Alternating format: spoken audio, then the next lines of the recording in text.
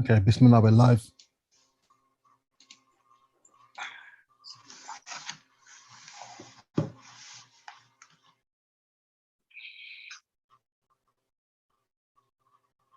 Assalamu alaikum, Shaykh. We're ready. Right. Don't forget to send me the thing. Yeah, me too, Akeel. Alhamdulillah. والصلاة والسلام الأتمان الأكملان على محمد رسول الله سيد الأولين والآخرين وإمام الأنبياء والمرسلين والشافع المشفع يوم الدين وعلى آله الطيبين وأزواجه الطاهرات أمهات المؤمنين وصحابته الغر الميامين ومن استنى بسنته واهتدى بهديه إلى يوم الدين. أما بعد، حياكم الله my dear brothers and sisters. حياكم الله أيها الإخوة والأخوات إلى هذا اللقاء المتجدد والذي نتحدث فيه عن أمر مهم يتعلق بصحة علاقة المسلم بنبيه صلى الله عليه وسلم. Indeed, all praises are due to Allah, and may the most complete and full salutations be showered upon Muhammad, the messenger of Allah, the leader of the first and the last, the Imam of the prophets and the messengers, the intercessor whose intercession will be accepted on the day of recompense, and upon upon his good family and distinguished companions, and his good and pure wives, and those who take his example as an example to be followed, and seek his guidance as a guidance to be followed until the day of recompense. To proceed. So I welcome you all, my brothers and sisters, to this renewed sitting of ours where we study the Islamic knowledge. And tonight's topic is one of extreme importance because it looks at and it explores an aspect of the correctness of the relationship that the believing Muslim has with the Prophet, peace and blessings be upon him. هذا النبي الكريم محمد صلى الله عليه وسلم أرسله الله عز وجل ليكون للعالمين نذيرا كما قال الله عز وجل في كتابه العزيز. نعم. And this prophet, may Allah's peace and blessings be upon him, he is the one whom Allah the Most High sent to all of the creation in order that he could be a warner to all of them, as Allah the Most High has mentioned in the Quran. قال تعالى في سورة البقرة في الآية 119: إنا أرسلناك بالحق بشيرا ونذيرا. Allah the Most High says in the chapter of the cow, and it's the verse 119, indeed we have sent you with the truth as a glad tider, as a giver of glad tidings and a warner. وقال سبحانه وتعالى في سورة سبأ الآية 29: وما أرسلناك إلا كافة للناس بشيرا ونذيرا ولكن أكثر الناس لا يعلمون، أي أنه أرسله إلى جميع بني آدم. And Allah the Most High, he has mentioned in Surah As-Sab'a, شيخنا الآية 29. نعم. Yeah, so he has said, indeed I have sent you to all of creation as a warner.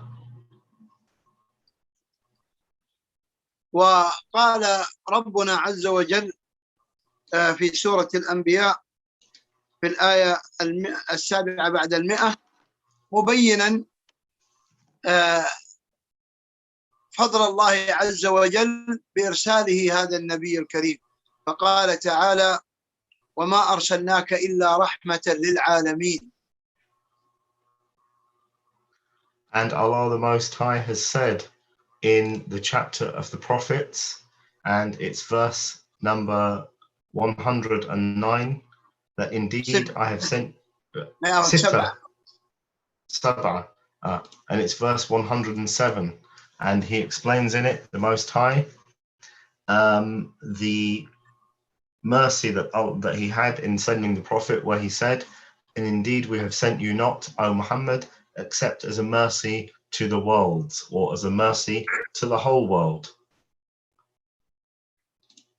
وبين سبحانه وتعالى في آية آل عمران في الآية 164 أنه أرسله ليزكي الناس، ومعنى ذلك أنه يخرجهم من الظلمات إلى النور. قال تعالى: لقد من الله على المؤمنين إذ بعث فيهم رسولا من أنفسهم يتلو عليهم آياته ويزكيهم ويعلمهم الكتاب والحكمة وإن كانوا من قبل لفي ضلال مبين. And he also mentioned, Allah the Most High also mentioned in the chapter, the family of Imran, verse number 164, he mentioned, explaining the fact that the Prophet, peace and blessings be upon him, had been sent to the creation in order to purify them and cleanse them. He said, Allah the Most High said that, which means, certainly did Allah confer a great favor upon the believers when he sent among them a messenger from themselves, reciting to them his verses and purifying them and teaching them the book, meaning the Quran, and the wisdom, meaning his example, peace and blessings be upon him, although they had been before in manifest error. وبين سبحانه وتعالى في عدد من آيات الكتاب الكريم أن طاعة الرسول صلى الله عليه وسلم هي سبب سعادة الناس وفلاحهم في الدنيا والآخرة. فقال تعالى في الآية 32 من سورة آل عمران: قل أطيعوا الله والرسول فإن تولوا فإن الله لا يحب الكافرين.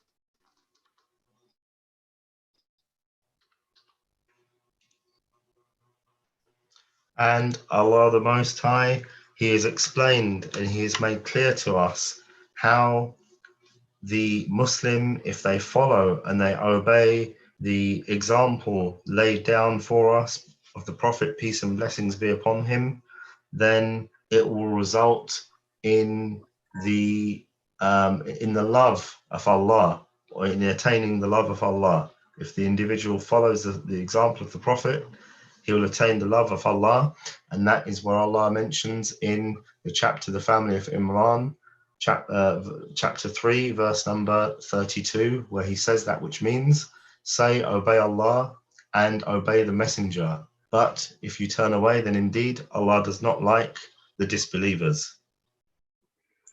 وأخبر سبحانه وتعالى كما في الآية 92 من سورة المائدة أن مهمة الرسول هي البلاغ، وليس مطلوب منه أن يغير ما في قلوب العباد. قال تعالى: وأطيعوا الله وأطيعوا الرسول واحذروا فإن توليتم فاعلموا أنما على رسولنا البلاغ المبين. And then Allah the Most High, he mentions in the 92nd verse of the chapter of the spread table, he mentions the fact that the intent behind the sending of the Prophet, peace and blessings be upon him, was to deliver and convey the message. And it wasn't upon the Prophet, peace and blessings be upon him, to change the hearts directly, So that wasn't something that he was charged with doing. So Allah the Most High says, that which means, and obey Allah and obey the Messenger, and beware. And if you turn away, then know that upon our Messenger is only the responsibility for clear notification. And this is again the chapter, the table spread, verse number 92. وأخبر سبحانه وتعالى أن طاعة الرسول صلى الله عليه وسلم هي سبب الاهتداء، كما قال في سورة النور في الآية 54: قل أطيعوا الله وأطيعوا الرسول فإن تولوا فإنما عليه ما حمل وعليكم ما حملتم وإن تطيعوه تهتدوا وما على الرسول إلا البلاغ المبين. And Allah the Most High, He has also explained that following and obeying the Messenger, peace and blessings be upon him, is a reason for the individual to be rightly guided, or is the cause for the individual to be rightly guided.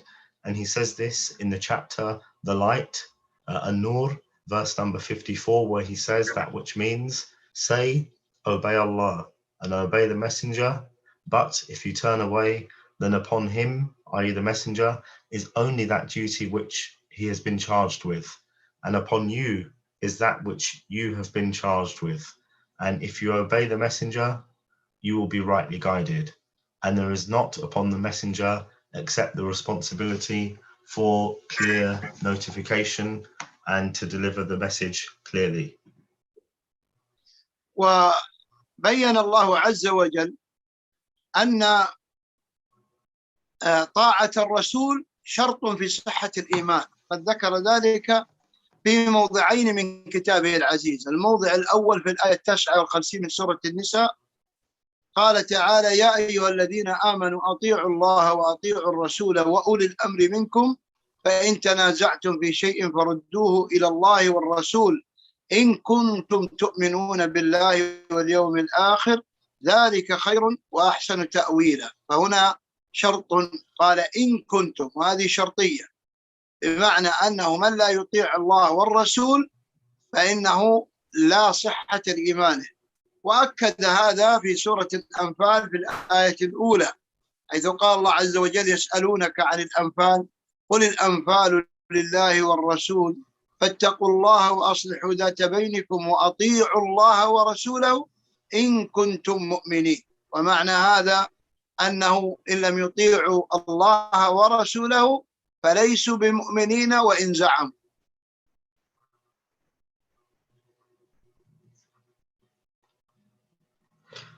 And Allah the Most High, He has explained that a condition for the correctness of one's faith is obeying the Messenger, peace and blessings be upon him.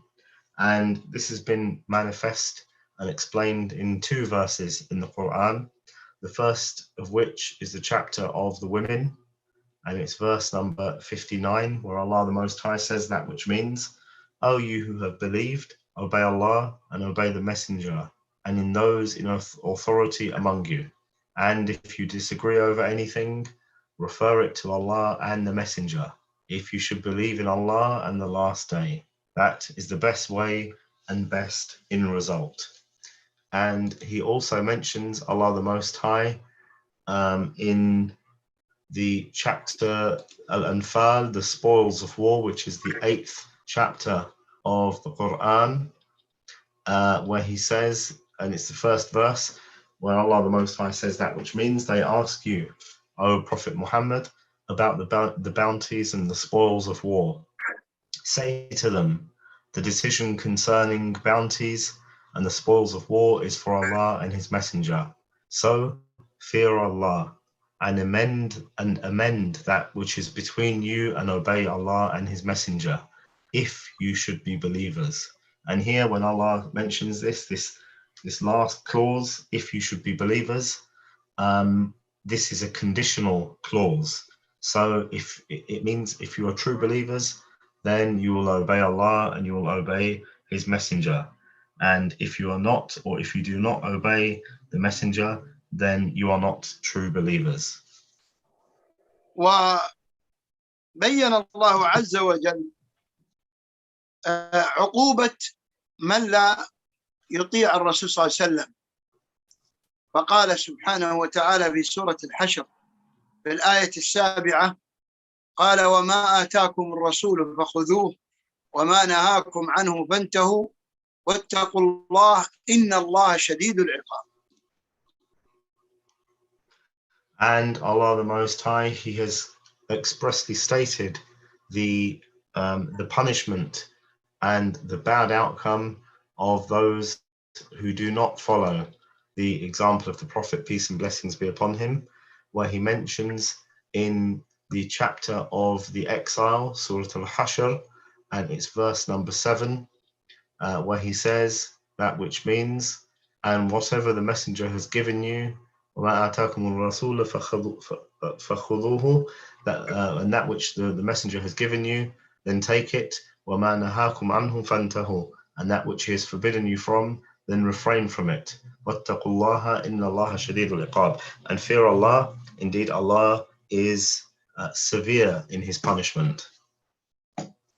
وكذلك بين من يختار طريقا غير طريق النبي صلى الله عليه وسلم وطريق الصحابة في تعبده لله فإن الله لن يقبل منه العمل وسيشتد عقوبته عليه. فقد قال الله عز وجل في آية النساء في الآية 115 ومن يشاقق الرسول من بعد ما تبين له الهدى ويتبع غير سبيل المؤمنين نوله ما تولى ونصله جهنم وساءت مصيرا. And Allah the Most High, He has also explained and clarified the outcome and the result of those who choose a path other than a way of the Prophet and his companions. May Allah be pleased with them and have peace upon the Prophet, peace and blessings be upon him, where he said in the chapter of the women, the 4th chapter of the Quran, verse number 115, that which means, and whosoever opposes the messenger after guidance has become clear to them and follows other than the way of the believers, we will give them that which they have taken. I will entrust them upon that path that they've been given and drive them into hell, and evil it is as a destination. وقال أيضا مؤكدا هذا المعنى في سورة الأنفال في الآية 13 قال ذلك بأنهم شاقوا الله ورسوله ومن يشاقق الله ورسوله فإن الله شديد العقاب. And this meaning that we have mentioned, this has been emphasized in the chapter, The Spoils of War, and that's verse number 13, where Allah says that which means that is because they opposed Allah and his messenger, and whosoever opposes Allah and his messenger, indeed Allah is severe in his punishment. وبين سبحانه وتعالى المنهج الذي يجب أن يسير عليه المسلم في تعامله مع رسول الله صلى الله عليه وسلم كما في آخر آية من سورة الكهف الآية 110 حيث قال الله عز وجل قل إنما أنا بشر مثلكم يوحى إلي. قال إنما أنا بشر مثلكم، لا فرق، لا ترفعوني فوق ذلك المقام، لكن قال يوحى إلي أي أنه لا يوحى إلى أحد منكم، وهذا هو الفارق. أنما إلهكم إله واحد أي ابتعدوا عن الشرك أصغره وأكبره. فمن كان يرجو لقاء ربه يعني أي يلقى ربه راض عنه ويحظى بالأجر العظيم والمكان الرفيع في الجنة، من كان يرجو ذلك فليعمل عملا صالحا. قال العلماء العمل لا يكون صالحا إلا إذا كان موافقا لهدي النبي صلى الله عليه وسلم ويكون العامل فيه مخلصا لله، ولهذا قال ولا يشرك بعبادة ربه أحدا. And Allah the Most High, He has explained clearly the manner in which the Muslims should have their relationship with the Prophet, peace and blessings be upon him, in the final line or the final verse of the chapter of the cave, and it's verse 110, where he says that which means, say, I'm only a man like you. So the meaning of this and the implication of this is that if the Prophet, peace and blessings be upon him, is a man, just like the men were men, the implication is that we do not raise him to the level of, or over the level that he has been given and over the rank that he has been given. And going back to the verse, to whom has been revealed that your God is one God. So to whom has been revealed, i.e. the Prophet, peace and blessings be upon him, is in receipt of revelation. And this is the differential between the Prophet, peace and blessings be upon him, and those people, or those men and the people that he was around with at that time. So the differential was that he received revelation from Allah the Most High. So to whom it has been revealed, Lord, your God, or your Lord is one God, i.e., so the implication of this is that you only worship Allah and you do not associate any partners with him. So whosoever would hope for the meeting with their Lord, and the meaning of this is that they would hope to have a good meeting with their Lord, and they would hope that the meeting with their Lord will be positive and happy and full of contentment. فَلْيَعْمَلْ أَمَلًا صَالِحًا وَلَا يُشْرِكْ بِعِبَادَةِ رَبِّهِ أَحَدًا. So then let them do righteous deeds and not associate in the worship of his Lord anyone. So the righteous deeds here, the scholars have said that these are deeds that fulfill two criteria. The first is that they are done in conformity to the example of the Prophet, peace and blessings be upon him. And the second is that they're done sincerely, seeking Allah's reward and nothing other than Allah's reward. So whosoever would hope for the meeting with their Lord, let them do righteous work and not associate in the worship of their Lord anyone. So they would not give any portion of their worship to other than Allah the Most High. وأخبر سبحانه وتعالى أنه قد سد كل باب يوصل إلى محبته ورضوانه وجنته إلا باب محمد صلى الله عليه وسلم. فقال في الآية 31 من سورة آل عمران: قل إن كنتم تحبون الله فاتبعوني يحببكم الله ويغفر لكم ذنوبكم والله غفور رحيم. ومفهوم الآية أنه من لم يتبع الرسول صلى الله عليه وسلم في عقيدته وعبادته وكل ما يتقرب به إلى الله فإن الله لن يحبه ولن يغفر ذنبه ولن يدنيه منه.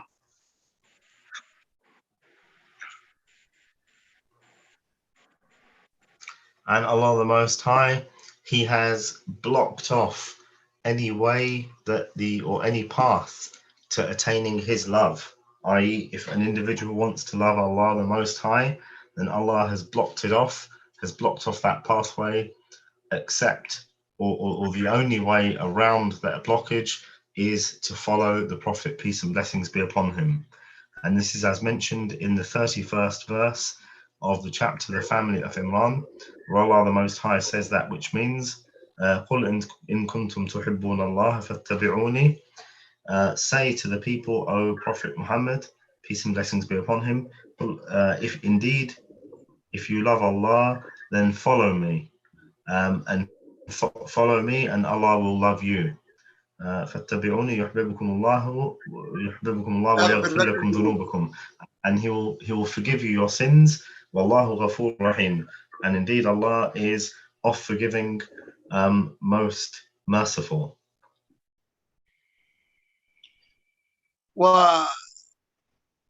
والله عز وجل قد أخبرنا أنه مع كونه أمر المؤمنين أن ينصروا النبي صلى الله عليه وسلم بحياته بالدفاع عنه وينصروه بعد مماته بالذود عن سنته وكشف ما يراد له أن ينسب إلى الدين.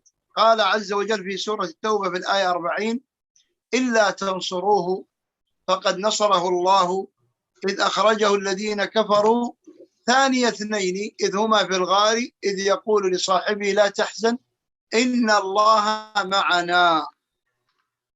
فأنزل الله سكينته عليه وأيده بجنود لم تروها وجعل كلمة الذين كفروا السفلى وكلمة الله هي العليا والله عزيز حكيم. So going back to the previous verse that we mentioned, the implication of this verse is that whosoever doesn't follow the Prophet, peace and blessings be upon him, then they will not be able to attain the love of Allah the Most High. And going on from this, Allah the Most High has ordered the believers to give aid and help the Prophet, peace and blessings be upon him, during his lifetime, or that's something that he did. And then afterwards, after his death, to give victory and give aid and support to his sunnah, to his example that has been written down and collected for us, and also to deflect and protect that which has been reported as belonging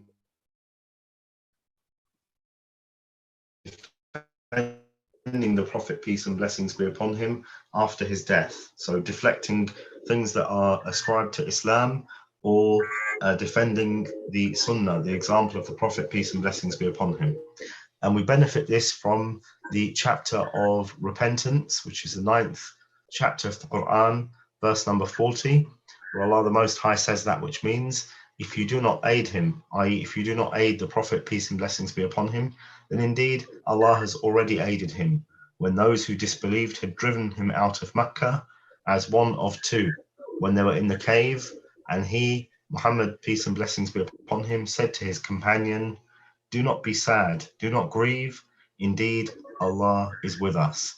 And Allah sent down his tranquility upon him and supported him with soldiers, meaning angels, whom you did not see, and he made the word of those who disbelieved the lowest, while the word of Allah, that is the highest, and Allah is exalted in might and wise. وقد دافع الله عز وجل عنه عمليا في حياته، ومن هذا ما جرى في قصة الهجرة.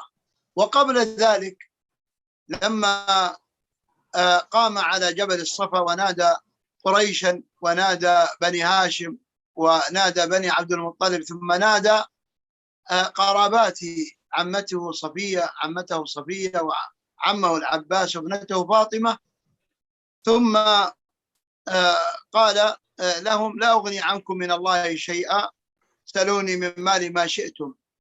عندها قام له عمه أبو لهب فقال تبا لك ألهذا جمعتنا سائر اليوم؟ فأنزل الله عز وجل تبت يدا أبي لهب وتب ما أغنى عنه ماله وما كسب سيصلى نارا ذات لهب وامرأته حمالة الحطب في جيدها حبل من مسد. فكان كما قال الله عز وجل أن هذا العم الكافر الذي كان يؤذي النبي صلى الله عليه وسلم ويطوف ساعيا وراءه يحذر الناس منه ويفتري الكذب عليه بأنه مجنون وأنه ساحر، كان أن عاجله الله بالعقوبة قبل مماته وتوعده بالعقاب الأليم بعد موته، فابتلاه الله بمرض تنفخ منه جسده ثم مات فهلك فأنتن، فلم يقوى أولاده من القرب منه لتغسيله وتكفينه ودفنه، حتى فاحت رائحة النتن منه فسحبوه إلى حفرة أو قليب فرموه فيه وتخلصوا من الجسد، ويبقى له العذاب الأليم كما في سورة المسد. وهكذا كل من يتطاول على مقام النبي صلى الله عليه وسلم. نعم.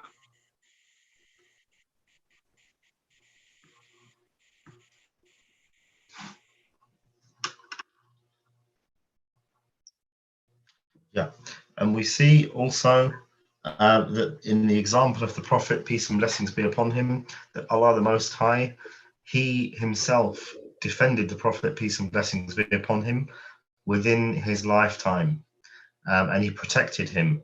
And we see this in the story of the migration from Mecca to Medina, where Allah the Most High supported him and enabled him to get to Medina safely. And we also see it in the story where the Prophet, peace and blessings be upon him, he went to the mountain of Safa and he called the tribes of Arabia, he called the local tribes, he called them so that they would gather around him. So Bani Hashim and Bani Muttalib and his relatives, his paternal relatives, his uncles and aunts, and amongst them was one of his uncles, Abu Lahab, and that was his name. So he said to the people, or he called the people to Allah the Most High, and he said, indeed, he explained to them that they should worship Allah the Most High alone. And then at this point, Abu Lahab, he stood up and he said, woe unto you, woe unto you. And he kept saying, or it's not one, I suppose it's, may your hands be ruined, may your hand be ruined. And that's a kind of disparaging remark that the Arabs would say at the time. So he kept repeating this. And this was his uncle, who was a disbeliever, who used to harm the Prophet, peace and blessings be upon him. He used to follow him around and spread rumors about him, and he would make up things about him, saying that he was a magician or a sorcerer or a madman, and all of these things. And then it was revealed unto the Prophet, peace and blessings be upon him, the 111th chapter of the Quran, the palm fiber, where Allah the Most High says, may the hands of Abu Lahab be ruined, and ruined is he. His wealth will not avail him, or that which he has gained. He will enter to burn in a fire of blazing flame, and his wife as well, the carrier of firewood. Around her neck is a rope of twisted fiber. So this was a chapter that was revealed to in defense of the Prophet, peace and blessings be upon him.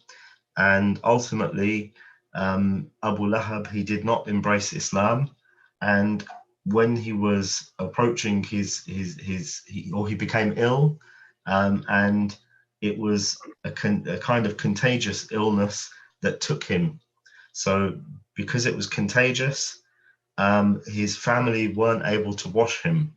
So because they weren't able to wash him and treat his body, it became foul smelling. So they weren't able to prepare him properly, and then they quickly kind of dug up a pit as a grave and threw him in. So it was a kind of an undignified end due to that which he had put forward in terms of enmity for the Prophet, peace and blessings be upon him. And this is an example of all of those who show enmity towards the Prophet, peace and blessings be upon him, and try to belittle him. وكذلك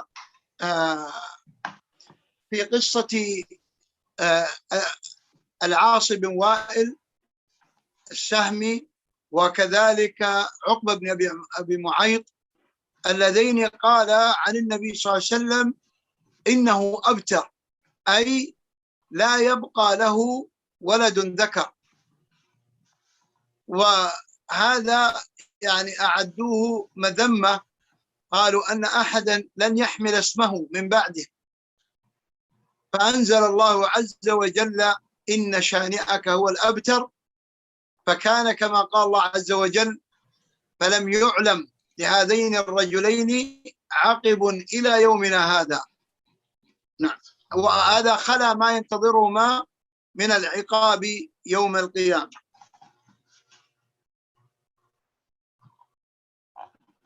And also at the time of the Prophet, peace and blessings be upon him, there were two individuals, Shaykh al-Asma al-As ibn Wa'il, العاص بن وائل وعقبة بن أبي معيط, and Uqba ibn Abi Mu'ayt. So these were two individuals at the time of the Prophet, peace and blessings be upon him, who showed enmity towards the Prophet.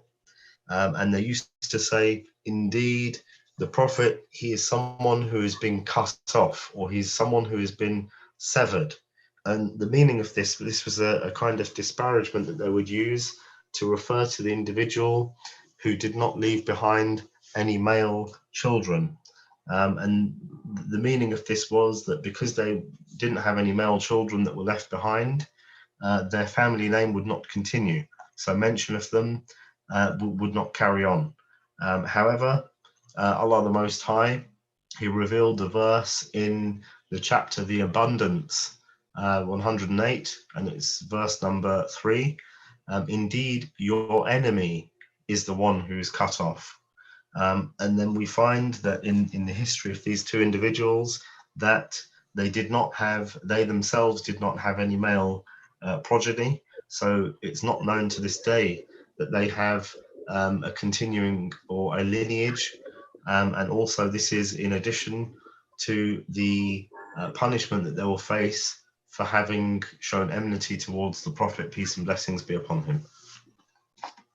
وهكذا على مر الزمان كل من تطاول على مقام النبي صلى الله عليه وسلم عاجله الله بالعقوبة في الدنيا، كما رأينا في الوقت القريب ذلكم الذي تطاول على النبي صلى الله عليه وسلم بالرسوم الكرتونية، فعاجله الله بالعقوبة من عنده بأن جعل سيارته تصطدم بسيارة أخرى وتشتعل بها النيران، وسمع وهو يصرخ محتجزا داخل سيارته، وألسنة اللهب تحرق جسده.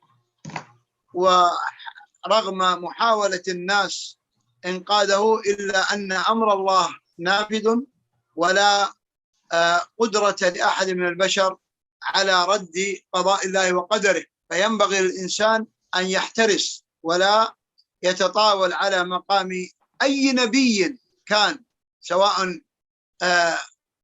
نوح أو إبراهيم أو موسى أو عيسى أو محمد أو أي نبي كان، بل يجب أن يحترموا ويوقروا ويصلى عليهم ويسلم كل ما ذكروا. نعم.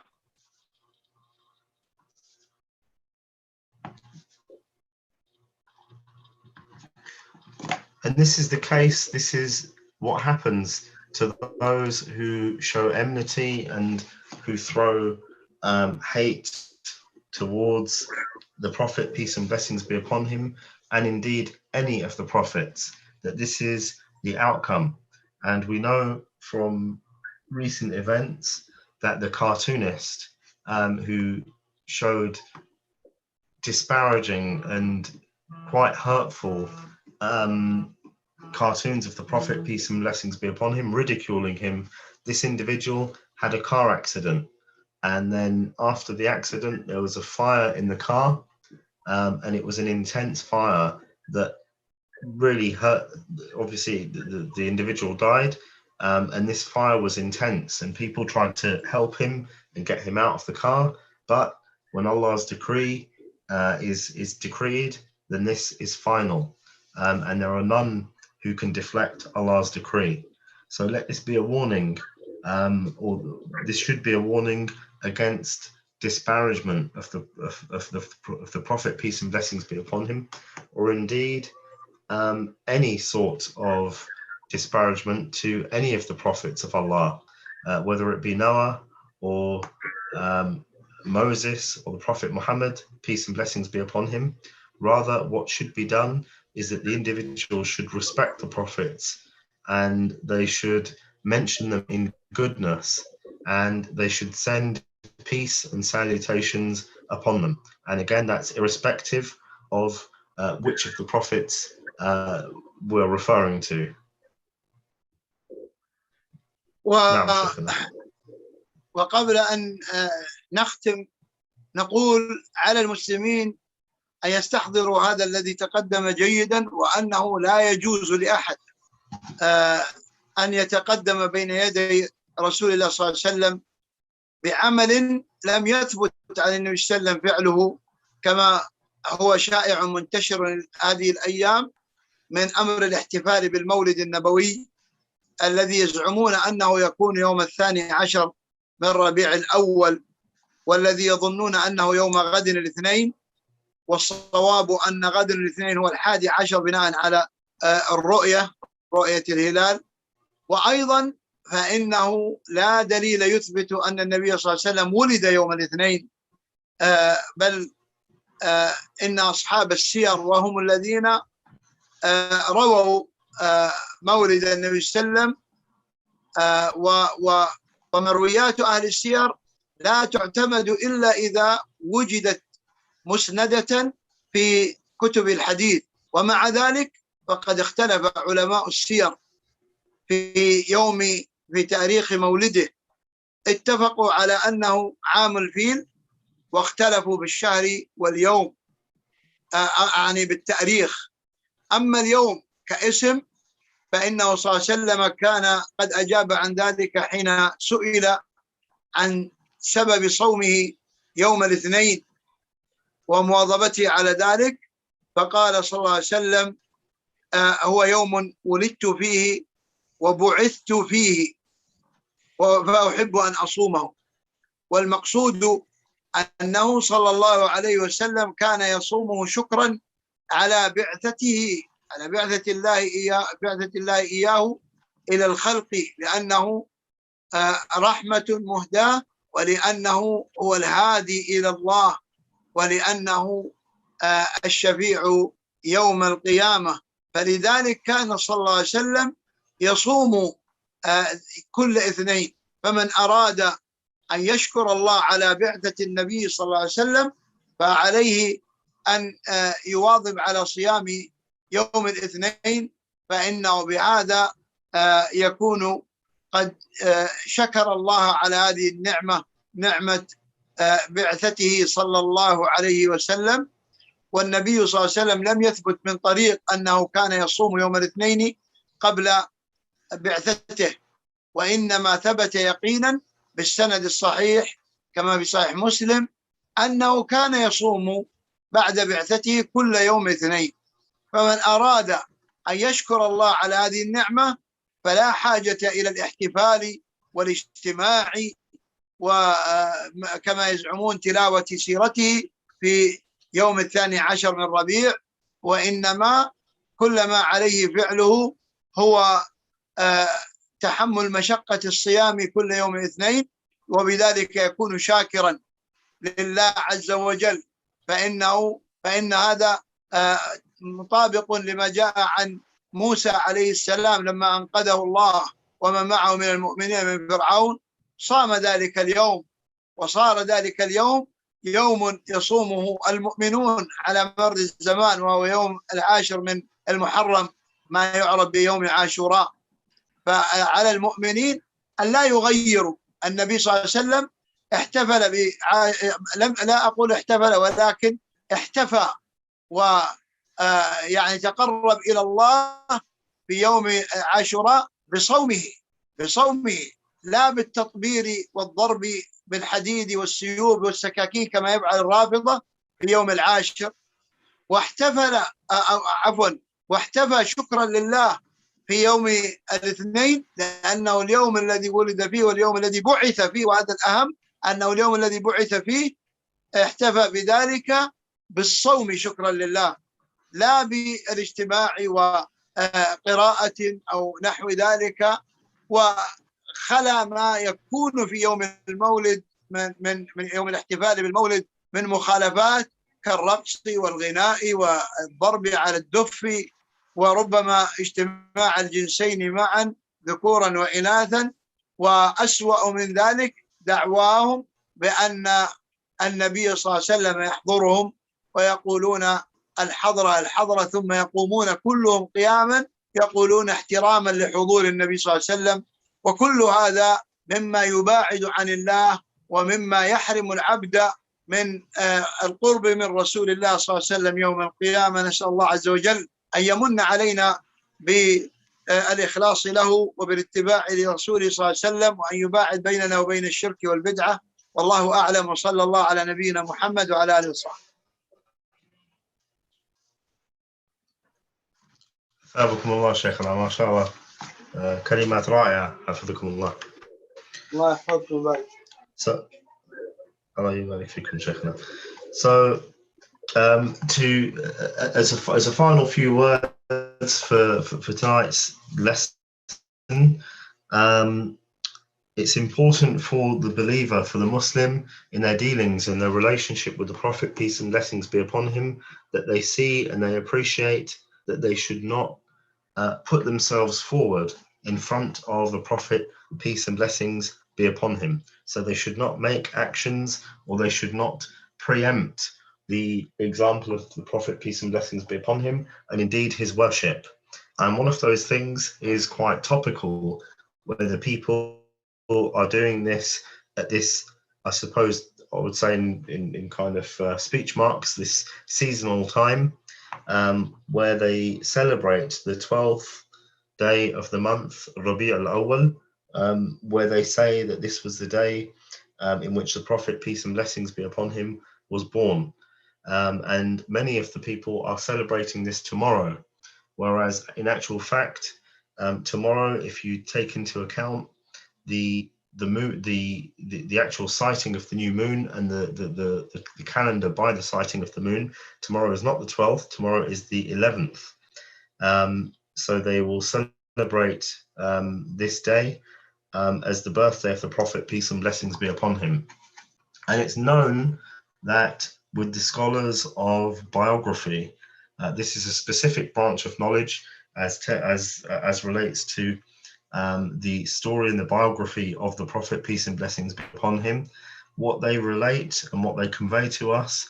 These things, this information, it's not to be considered to be true unless it has corroboration in the books of hadith, in the books of narrations of the Prophet, peace and blessings be upon him. So what the people of Sirah, what the people of the biography say, it should be supported with those solid narrations. And the scholars of biography, they are in broad agreement that, or they are in agreement that the year in which the Prophet, peace and blessings be upon him, was born was the year of the elephant. But they have differing opinions as relates to the month and indeed the date on which he was born. However, the day on which he was born, this is something that we do know. We know that he was born, peace and blessings be upon him, on a Monday. And this is because he was seen to be fasting on the Monday, often fasting on the Monday, and he was asked about that. And he said, peace and blessings be upon him, I fast on the Monday because that was the day I was born, and that was the day that I became a prophet, and I was sent as a prophet. So due to this reason, I like to fast on this day.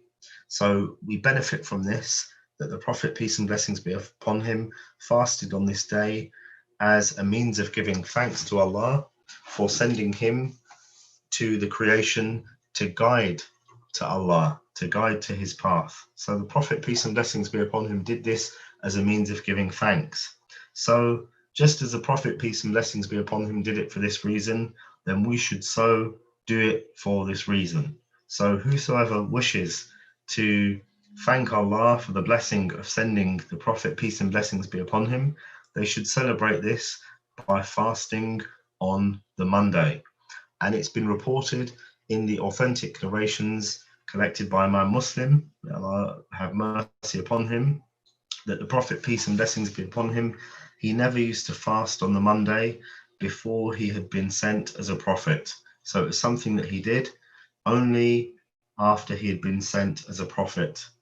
So we see within this that there is no need for the individual to come up with celebrations or readings specific to this day to commemorate the birthday of the Prophet, peace and blessings be upon him. Rather, the way in which we give thanks is through fasting. And this is just like what Moses did when Allah saved him and his people from Pharaoh. So on the 11th of the day of Muharram, we commemorate this as Moses commemorated the day by giving thanks to Allah through fasting. And on that day, we do not partake in the beating of drums and the performance of rituals and superstitions, as the Rafida, as the Shia do. Rather, we commemorate it and we celebrate it in the way that Moses did and the way the Prophet, peace and blessings be upon him, did, by fasting.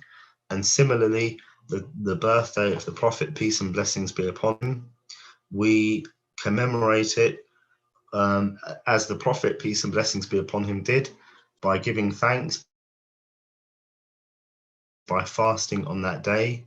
People do from these gatherings, these readings, the beat of drums, the dancing, singing, and this may lead to the mixing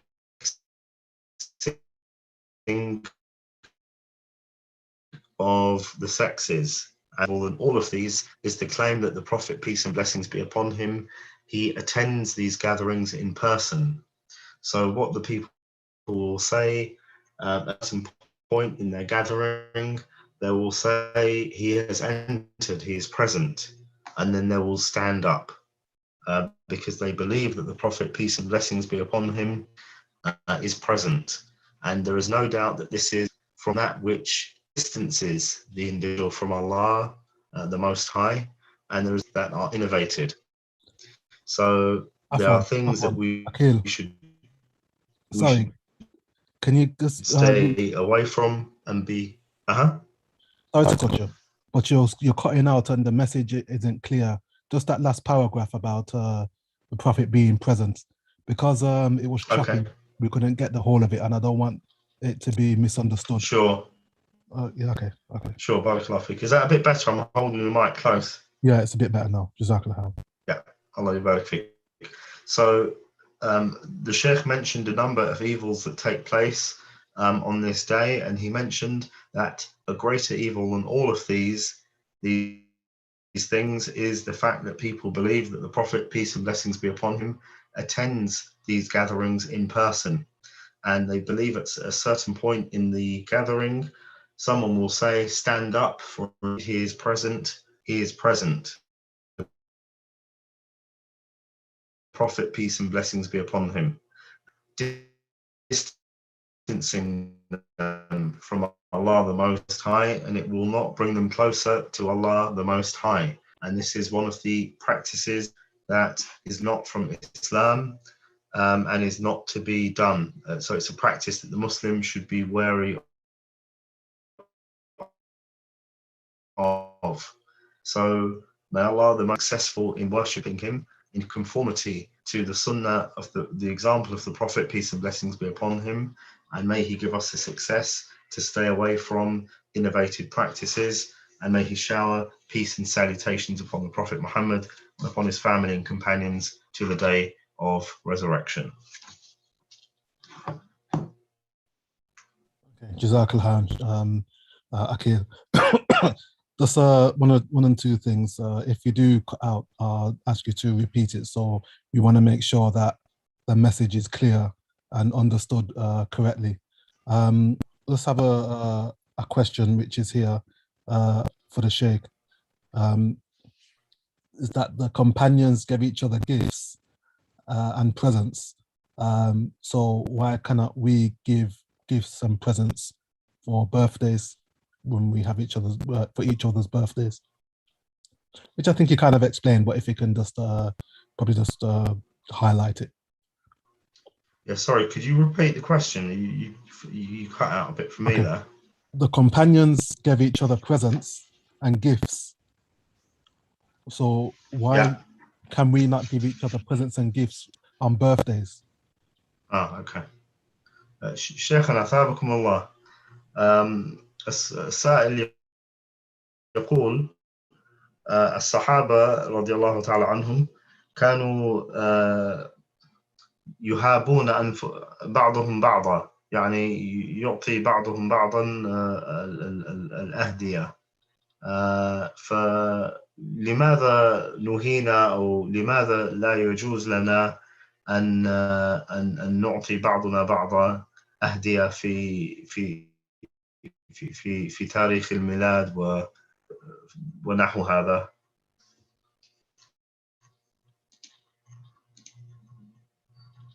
شيخنا عفوا معذرة، أنتم ساكتون شيخنا، لم أسمعكم الآن.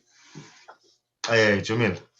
أقول هذا عجيب لأنه جاء بالدليل الذي هو ضد السؤال. الدليل يقول أن الصحابة تهادوا، وأنا أقول أن النبي صلى الله عليه وسلم قال تهادوا تحابوا، لكن يستدل بهذا يقول لماذا لا يجوز أن نتهادى يوم المولد، يوم ميلاد أحدنا. فنقول سبحان الله، الدليل الذي جئت به ليس فيه تخصيص يوم ولا مناسبة، وإنما جاء عاما تهادوا تحابوا، والصحابة كان يهدي بعضهم بعضا، والهدية مفتاح القلوب. لكن أن نجعل ذلك مخصوصا بيوم أو بحدث فإن هذا يحتاج إلى دليل. إذا كان الحدث حدثا غير معتاد، يعني يعود كل مرة، مثلا يوم الزواج، فلان دعانا لزواجه الليلة زواجه، فذهبنا لمكان الحفل وأخذت له هدية، هذا حسن، هذا أمر طيب. فلان نجح في دراسته فأهديته هدية، حسن. فلان جاءه مولود فأهديته هدية، حسن.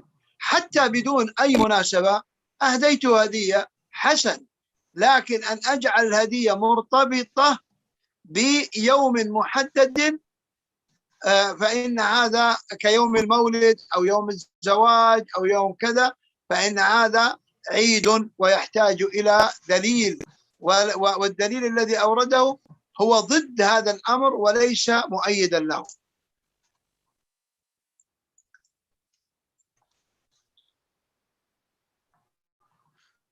This is something that's incredible because the individual has come with an evidence that contradicts what they are actually asking, and it shows it contains with it the answer to their question.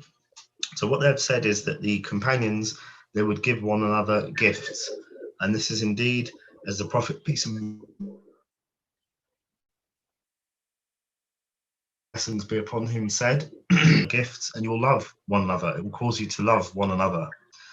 However, this evidence in the action of the companions and the speech of the Prophet, peace and blessings be upon him, this doesn't specify a day or an event. Rather, it's something that's general. And indeed, giving gifts is the key to the hearts. If we were to specify that presents should be given on a specific day or due to the recurrence of a specific incident,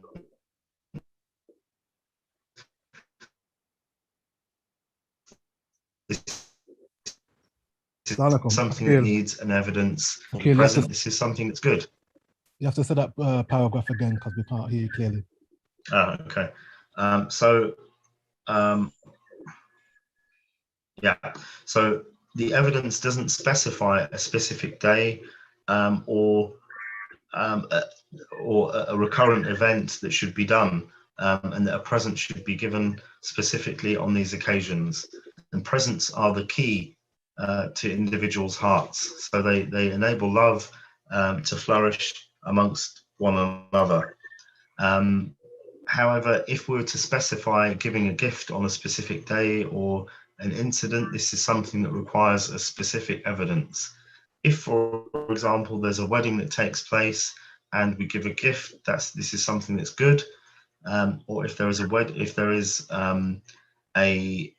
a celebration due to someone passing an exam, or if there has been a child that's been born and we give gifts, these are things that are good because these are not recurrent events that we take as a ritual on which we would give gifts. So these are incidents that are not tied to specific days that are recurrent.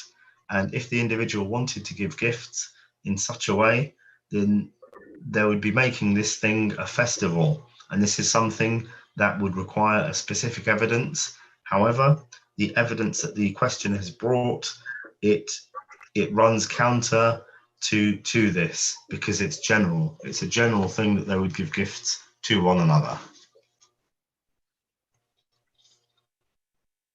Okay, Jazakallah.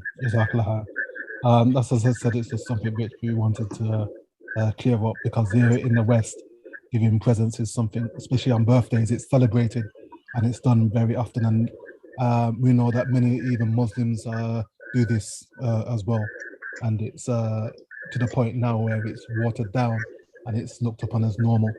Where if you do not give presents, just the fear from falling into bid'ah, it's looked as strange.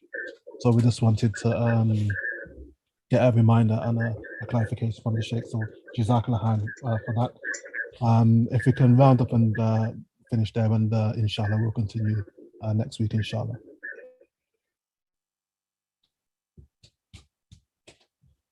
So Akeel. Assalamu alaikum, Akeel. Okay.